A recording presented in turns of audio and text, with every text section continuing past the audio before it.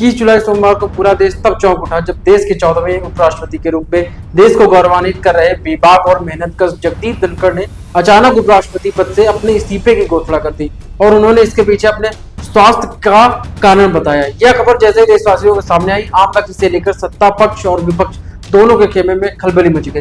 हालांकि कुछ media reports में ऐसा दावा किया कि सत्ता पक्ष को जगदीप धनखड़ के इस्तीफे देने की भनक लग चुकी थी। आज हम आपको बताएंगे कि इस्तीफे के पीछे का क्या कारण हो सकते हैं।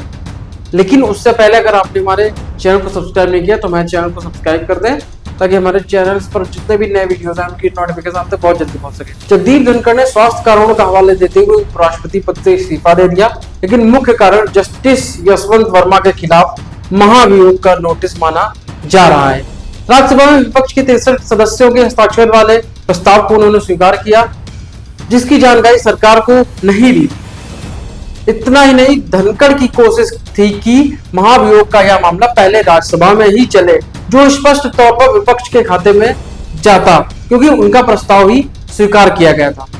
इसके बाद कुछ घटनाएं ऐसी भी हुई, इससे धनखड़ शायद निराश हो गए और क्षुब्ध हो गए और उन्होंने इस्तीफे का फैसला ले लिया और शाम 6 बजे तक, यानी सोमवार की शाम 6 बजे तक सरकार को अपने इस फैसले से अवगत भी करा दिया तथा रात 9:30 बजे के आसपास इसे सार्वजनिक भी कर दिया। मंगलवार को भी दिन भर धनखड़ के इस्तीफे को लेकर अटकलें चलती रही। यह बात लगभग तय हो चुकी थी कि एक कारण जस्टिस वर्मा ही थे। सरकार की ओर से पहले ही घोषणा की जा चुकी थी कि भ्रष्टाचार के आरोपी जस्टिस वर्मा के खिलाफ महाभियोग लाने की तैयारी है। सरकार की योजना थी कि इसे पहले लोकसभा से पारित किया जाए, फिर राज्यसभा में ले जाए। लेकिन इन सब के बीच हैरानी की बात यह थी कि इन सांसदों में भाजपा और उसके सहयोगी दलों का एक भी सांसद नहीं था। लेकिन यह अपेक्षा थी कि सरकार को इसकी जानकारी धनखड़ के ऑफिस से मिलेगी, क्योंकि नेता सदन जो थे भाजपा के ही थे। अब चूंकि भाजपा जो है, भाजपा और उसका जो भाजपा के नेतृत्व वाला एनडीए है वही बहुमत में है। जगदीप धनखड़ के इस्तीफे के बाद चुनाव आयोग जल्द ही उपराष्ट्रपति चुनाव कार्यक्रम घोषित करेगा। चुनाव आयोग ने उपराष्ट्रपति के चयन की तैयारी शुरू कर दी है।